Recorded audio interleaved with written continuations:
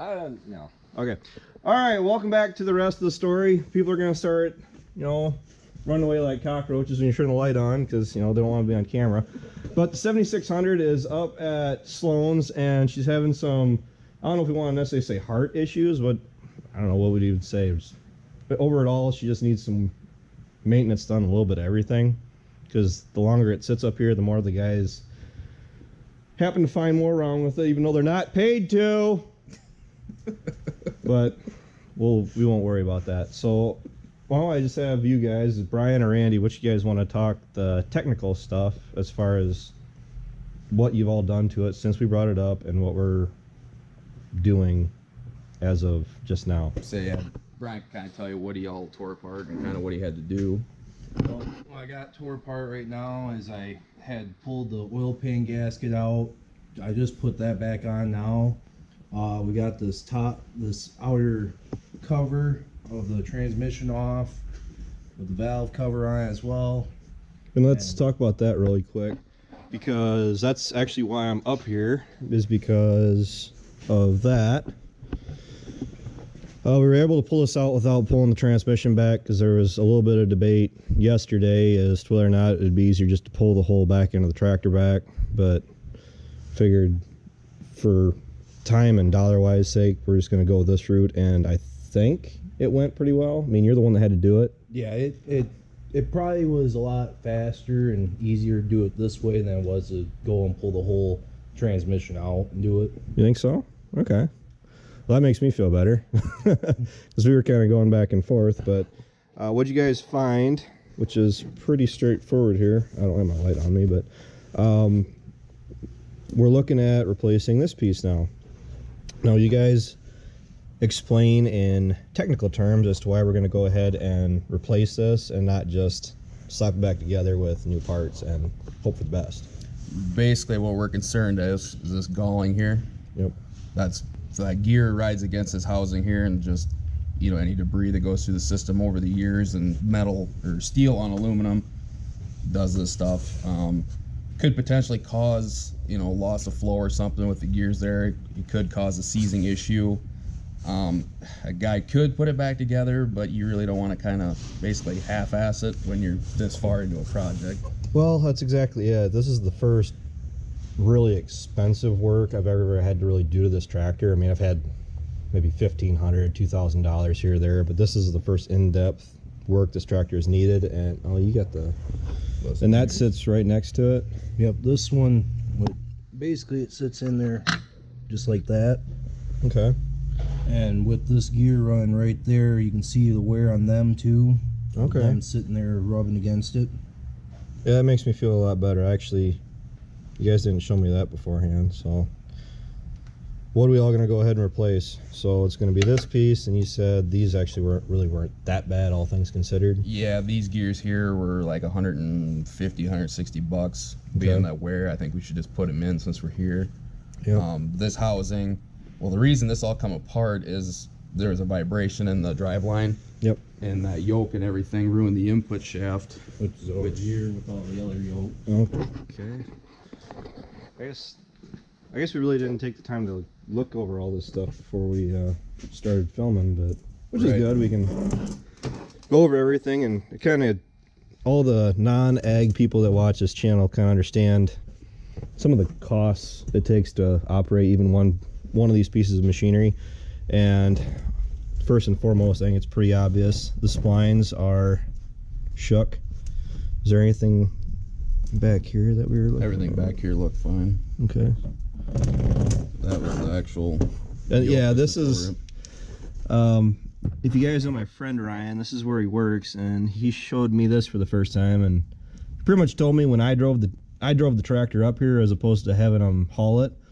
Yeah, they pretty much told me it was my last ride with the 76 before it was going to blow up, because there's just nothing there. It's all egged out, and that was going to cause a pretty awesome mess.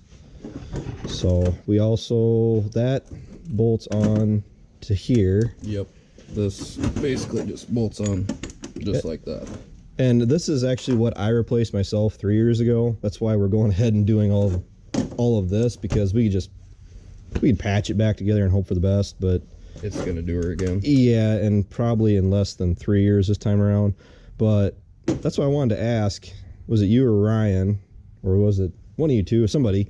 That's what I had to watch out for, is because I didn't Loctite these when I did it. Because this is pretty miserable to get at, because you got to be underneath the tractor and working up through a really small area to actually work. But none of the bolts were actually loose, and honestly, that might have been the cheaper way if we could just tighten the bolts up. But right.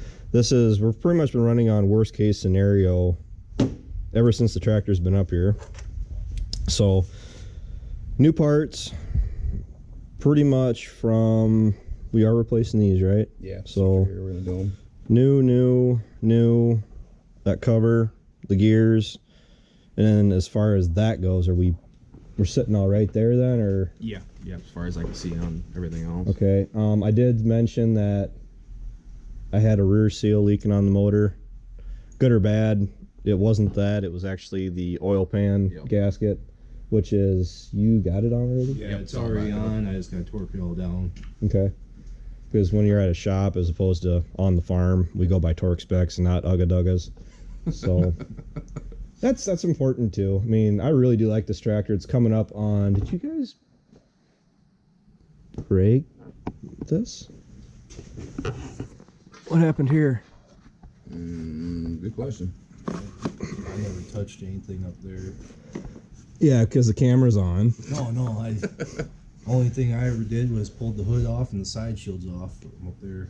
Can we do anything about that? Well, we'll talk about that when the camera's off. So, like we said, the more we look at the tractor, more stuff we find. On the front end, water pump, we didn't really decide if we're going to rebuild it or reman it. I think we're gonna rebuild About $1,000 plus labor, I think, or it was $1,000 in part labor. Oh, it was. I thought it's what he says, like 500 in parts, roughly. Okay. I'd have to double check with him. Because people might wonder why I don't just go ahead and fix it myself as far as the water pump, take it home and do that. But it's here. You guys got the stuff. It's heated here. And, they're calling for what, 5 to 7 inches of snow tonight. Something like that. Another reason why I'm here, because I'm kind of, this is actually what I use to plow my driveway out with. So,